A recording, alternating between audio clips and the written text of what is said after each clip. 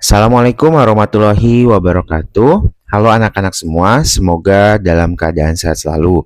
Pada video kali ini kita akan sama-sama belajar materi pendidikan Pancasila kelas 7, yaitu tentang negara dan unsur terbentuknya negara.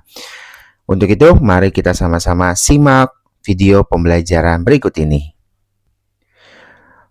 Pada materi kali ini, terdapat 4 tujuan pembelajaran, yaitu mengidentifikasi unsur terbentuknya negara, menganalisis penetapan wilayah Negara Kesatuan Republik Indonesia, yang ketiga mengidentifikasi kedudukan Indonesia sebagai negara kesatuan, dan yang terakhir melakukan upaya menjaga keutuhan wilayah NKRI.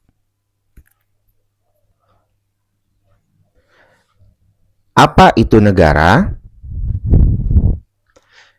Terdapat beberapa tokoh yang mendefinisikan mengenai negara, tetapi secara umum negara adalah organisasi kekuasaan dalam suatu wilayah yang dihuni rakyat, memiliki pemerintahan berdaulat, dan bertujuan menciptakan ketertiban, keadilan, serta kesejahteraan bersama. Apakah kamu tahu ada berapa banyak negara di dunia? Berdasarkan data dari Perserikatan Bangsa-Bangsa, pada tahun 2023 terdapat 195 negara, di mana 195 negara ini terdiri dari 193 negara anggota PBB dan 2 negara pengamat atau observer, yaitu ada Vatikan dan Palestina. Selanjutnya yaitu unsur terbentuknya negara. Unsur terbentuknya negara adalah syarat agar suatu wilayah disebut negara. Jika tidak terpenuhi, maka belum dapat disebut negara. Apa saja unsur tersebut? Menurut Konvensi Montevideo tahun 1933, syarat tersebut ada 2, yaitu ada unsur konstitutif dan unsur deklaratif. Unsur konstitutif adalah unsur wajib atau utama atau pokok yang dimiliki oleh sebuah negara. Sedangkan unsur deklaratif adalah unsur tambahan yang memperkuat keberadaan negara. Yang pertama yaitu unsur konstitutif. Terdapat 3 unsur. Yang pertama ada rakyat atau people, wilayah yang pasti atau teritori, dan pemerintahan yang berdaulat atau government.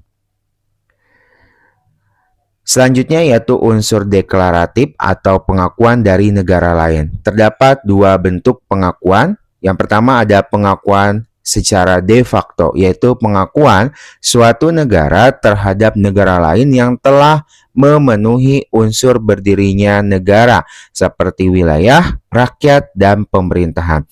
Pengakuan de facto memiliki sifat yaitu sementara dan belum kuat karena masih belum resmi. Contohnya ada Indonesia yang pernah mendapatkan pengakuan de facto dari Mesir pada tahun 1946. Berikutnya yaitu ada pengakuan de jure, yaitu pengakuan resmi dan penuh secara hukum internasional terhadap suatu negara. Pengakuan de jure memiliki sifat tetap dan kuat karena pengakuan ini bersifat resmi. Ada 2 bentuk pengakuan de jure, yaitu bilateral atau pengakuan dari satu negara ke negara lain secara resmi, dan ada multilateral atau pengakuan dari banyak negara melalui organisasi internasional seperti PBB. Contoh 1949 pada konferensi meja bundar terdapat peristiwa pengakuan Belanda yang mengakui secara resmi Indonesia atau mengakui secara de jure. Selanjutnya yaitu perbandingan syarat terpenuhinya negara berdasarkan pengakuan de facto dan de jure-nya. Terdapat 3 status negara. Yang pertama yaitu negara, di mana suatu wilayah disebut negara apabila telah memenuhi syarat sebagai sebuah negara secara de facto dan diakui oleh sebagian besar atau semua negara. Ada juga status negara terbatas, yaitu suatu wilayah yang memenuhi syarat berdirinya sebuah negara secara de facto, tetapi hanya diakui oleh sebagian negara. tidak semua negara mengakui wilayah tersebut sebagai negara. Ada juga status bukan negara, yaitu suatu wilayah yang tidak memenuhi syarat sebagai sebuah negara atau tidak diakui oleh negara lain. Selanjutnya yaitu wilayah Negara Kesatuan Republik Indonesia. Tahukah apa saja jenis wilayah yang ada di Indonesia? Menurut Undang-Undang Nomor 43 Tahun 2008 tentang Wilayah Negara, Pasal 1 Angka 1 mendefinisikan wilayah negara sebagai satu kesatuan wilayah daratan, perairan pedalaman, perairan kepulauan, laut teritorial beserta dasar laut, dan tanah di bawahnya serta ruang udara di atasnya, termasuk seluruh sumber kekayaan yang terkandung di dalamnya. Sebelum kita membahas lebih lanjut tentang wilayah NKRI, kita harus tahu dulu sejarah dari wilayah Negara Kesatuan Republik Indonesia. Tidak ada negara tanpa wilayah, karena itu para pendiri bangsa sudah membahas mengenai wilayah NKRI dalam sidang BPUPKI yang kedua, tepatnya pada tanggal 10 sampai 16 Juli 1945, di mana hasil pentingnya yaitu wilayah Indonesia disepakati mengikuti wilayah Hindia Belanda dengan tambahan Borneo Utara atau sekarang Kalimantan, Papua, dan Timor. Keputusan ini kemudian ditegaskan oleh Panitia Persiapan Kemerdekaan Indonesia atau PPKI pada awal kemerdekaan dengan menetapkan Indonesia terbagi menjadi 8 provinsi. Tahukah kalian provinsi tersebut? Yang pertama ada Sumatera, Borneo, Sulawesi, Maluku, Sunda Kecil, Jawa Timur, Jawa Tengah, dan Jawa Barat. Bagaimana dengan saat ini? Saat ini Indonesia memiliki 38 provinsi. Selanjutnya yaitu ruang lingkup dan batas wilayah NKRI.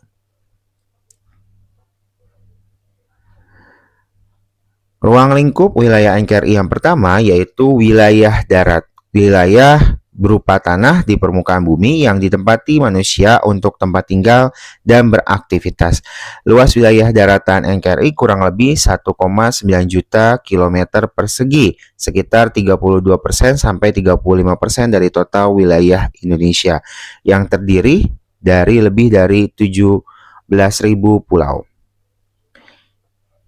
Yang kedua yaitu wilayah perairan atau maritim. Wilayah maritim adalah wilayah laut yang sepenuhnya dimiliki dan diatur oleh suatu negara.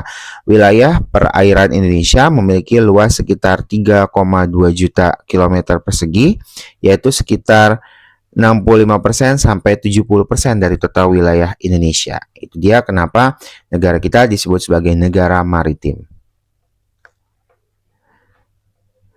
Wilayah perairan Indonesia juga diatur secara khusus dalam aturan PBB yang disebut UN Clause atau United Nations Convention on the Law of the Sea dengan membagi menjadi beberapa wilayah penting.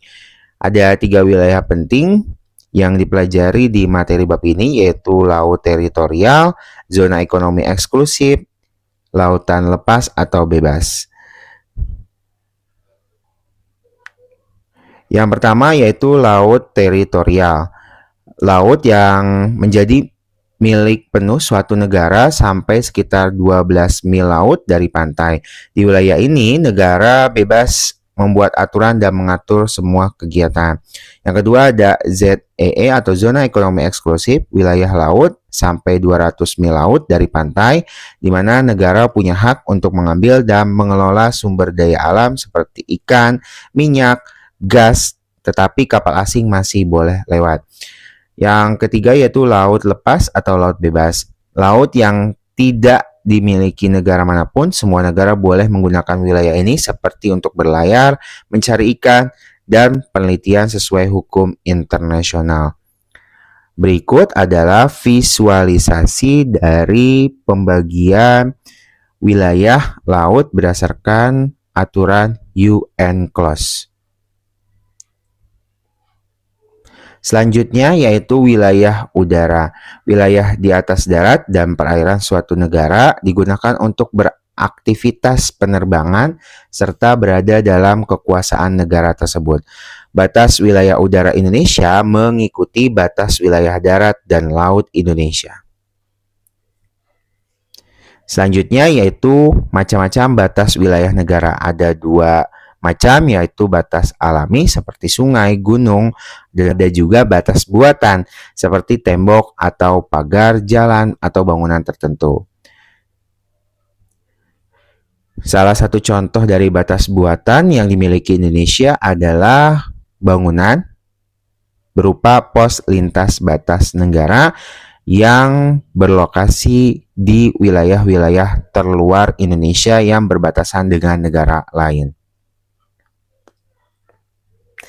Selanjutnya yaitu batas wilayah negara Republik Indonesia di sisi utara berbatasan dengan Malaysia, di wilayah daratnya, di wilayah lautnya berbatasan dengan Malaysia, Singapura, Thailand, Vietnam, dan Filipina. Di timur berbatasan langsung di darat dengan Papua Nugini, lautnya dengan Samudra Pasifik.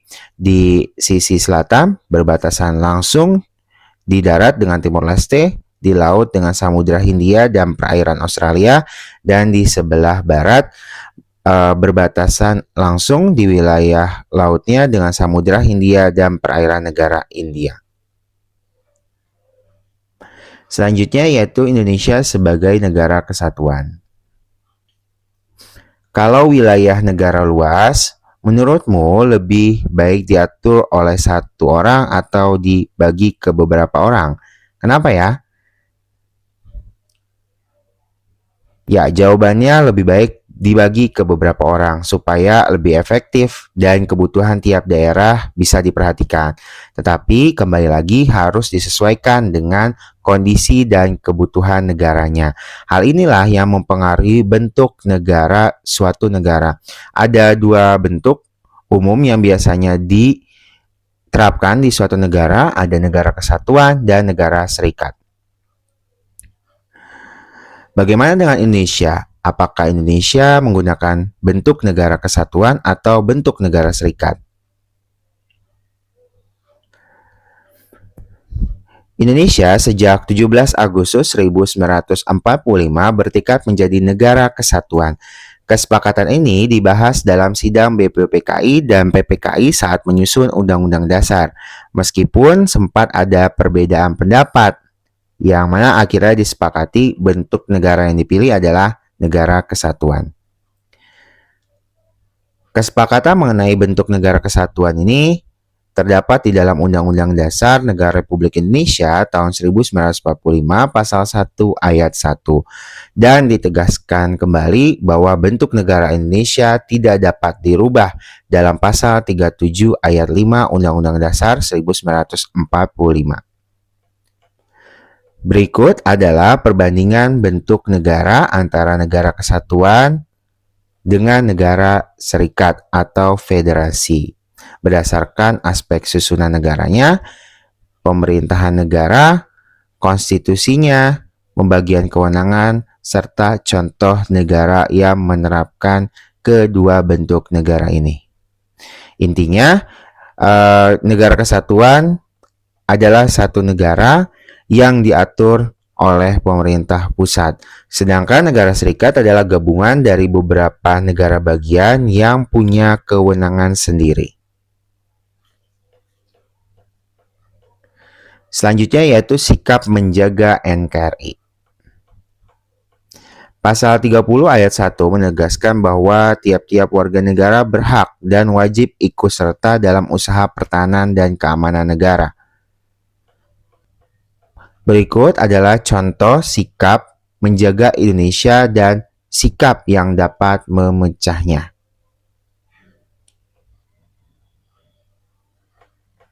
Itu dia materi pembelajaran kita kali ini. Terima kasih untuk kalian yang sudah menonton dan mendengar video kali ini. Apabila ada pertanyaan atau hal yang belum kalian mengerti, silakan tulis di kolom komentar. Mohon maaf apabila ada kekurangan. Wabillahi taufiq wal hidayat. Wassalamualaikum warahmatullahi wabarakatuh. Bye-bye.